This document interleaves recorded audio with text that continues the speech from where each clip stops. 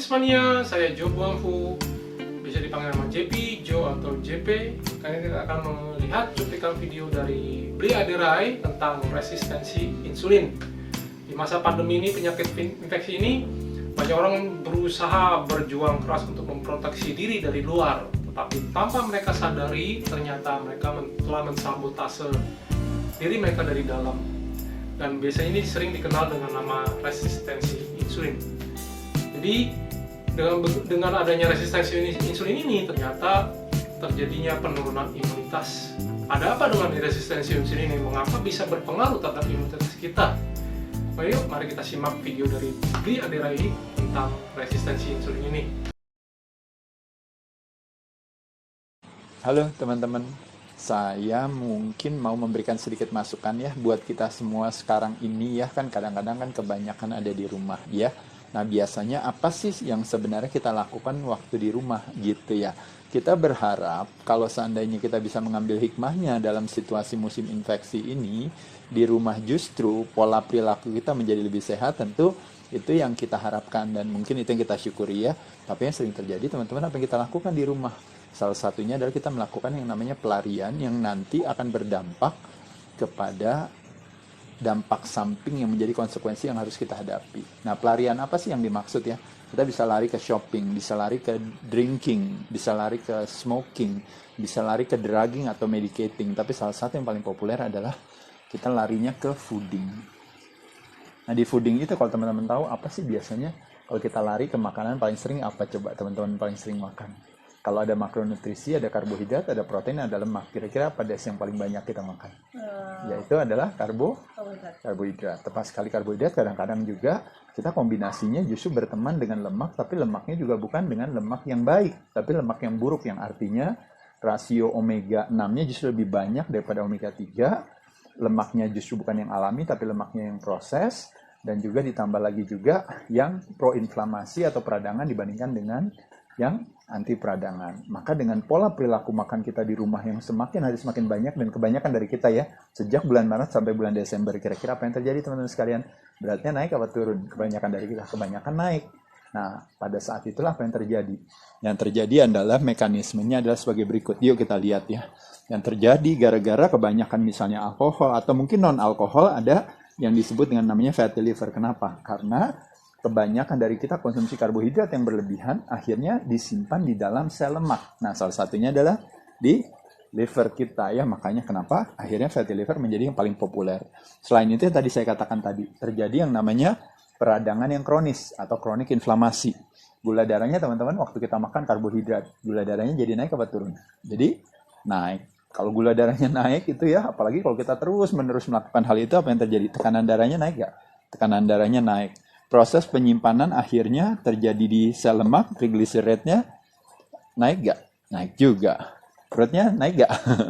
Naik juga. Nah, ketika terjadi hal tersebut, makanya kenapa imun sistem kita menjadi melemah. Nah, padahal syaratnya untuk sebuah oportunis penyakit infeksi itu jadi bisa berbahaya kalau daya tahan tubuhnya meningkat atau menurun. Berbahaya kalau menurun. Nah, oleh sebab itu makanya kenapa teman-teman sekalian, protokol sehat proteksi dari luar sudah dilakukan, tapi protokol sehat proteksi dari dalam tanpa kita sadari kita tidak melakukan dan akhirnya kita membuat satu sabotase dari dalam dengan ulah perilaku kita. Paham ya teman-teman sekalian ya? Tapi nanti kadang-kadang kita sering menyalahkan orang lain. Ingat ya, kita mesti belajar. Dan autofagi dalam hal ini yaitu kecerdasan tubuh kita untuk membuat satu mekanisme defensif ya, dengan akhirnya membuat tubuh memiliki satu kemampuan untuk menyembuhkan sendiri dari dalam. Itu tidak terjadi kalau kita kebanyakan makan. Nah, penyakit-penyakit yang disebabkan daripada hal ini yaitu artinya apa? Berbagai penyakit yang dikenal dengan namanya terjadinya metabolic syndrome. Penyakit-penyakit yang berhubungan dengan jantung, penyakit-penyakit yang berhubungan dengan pembuluh darah, ya. Akhirnya nanti bisa berpengaruh juga ke neuropati juga, akhirnya bisa demensia. Kalau gula darahnya terlalu tinggi juga akhirnya gagal ginjal. Teman-teman tahu ya apa yang terjadi kalau teman-teman tahu? Hampir sebagian besar daripada dana program jaminan kesehatan nasional itu adalah untuk membiayai teman-teman kita yang harus hemodialisa. Hampir sebagian besar disebabkan karena apa? Karena ulah perilaku makannya kita. Jadi karbohidrat, gula yang berlebihan, akhirnya gagal ginjal, akhirnya harus cuci darah. Biayanya bisa 1 juta per sekali cuci, itu bisa dilakukan bahkan bisa sampai 2 kali seminggu atau 3 kali seminggu ya. Biayanya begitu besar ya. Dan ini juga teman-teman kalau bisa dilihat ketika gula darahnya begitu tinggi, akhirnya bisa terjadi yang namanya amputasi.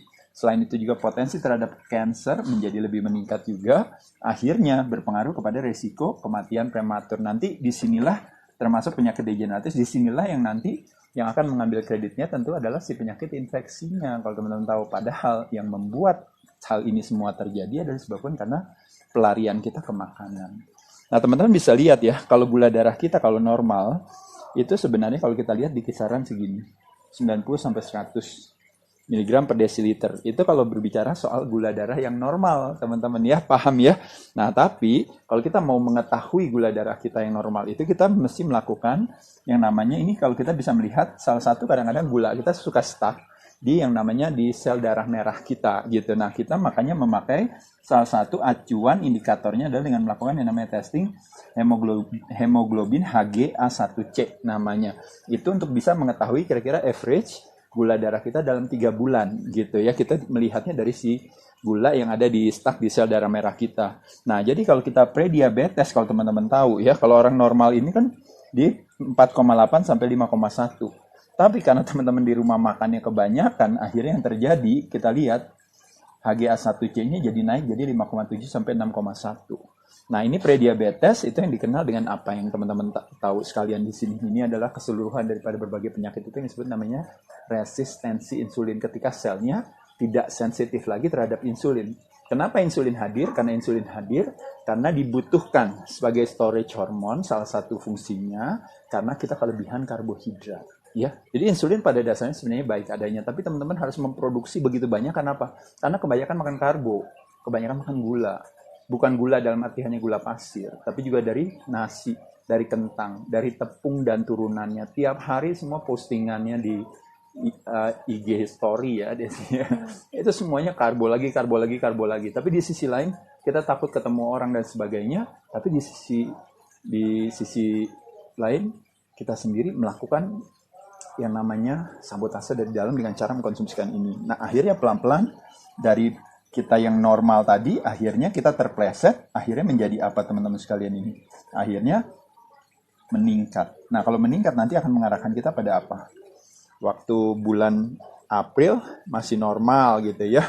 Gara-gara stres, ketika stres terjadi kortisol hadir, badan menciptakan satu kecerdasan sendiri dengan cara apa? Kasihan ini orang stres, kita naikin gula darahnya. Gula darahnya naik, darahnya meningkat pada saat itu, insulin hadir, insulin ngambil kelebihan gula, langsung disimpan ke dalam sel lemak. Jadi bisa bayangin yang terjadi satu semacam siklus gitu ya. Kalau teman-teman tahu ya, pelan-pelan akhirnya gula darahnya jadi akhirnya si HgA1c-nya jadi makin lihat nih, makin meningkat, bahkan antara 6,5 sampai 10. Ya bisa dilihat di sini. Jadi kalau ngomongin average gula darahnya juga teman-teman bisa lihat nih di sini.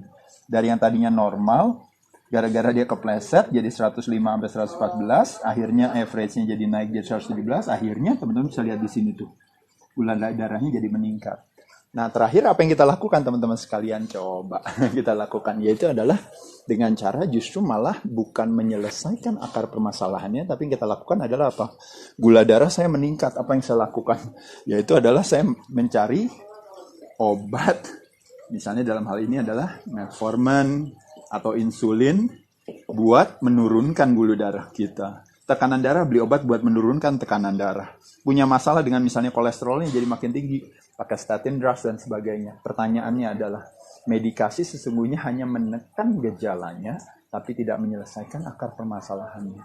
Akhirnya ketika kita harus hidup dengan dampak samping atau side effect daripada penggunaan obat-obatan tersebut, akhirnya adalah apa yang terjadi teman-teman sekalian?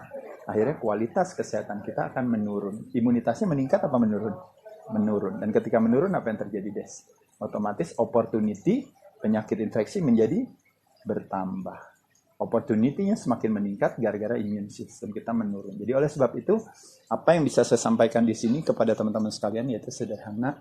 Yuk, justru kita ambil hikmahnya di rumah, kita ulah perilaku kita belajar tentang pola makan kita, mulut kita adalah sumber kesehatan dan sumber kesakitan.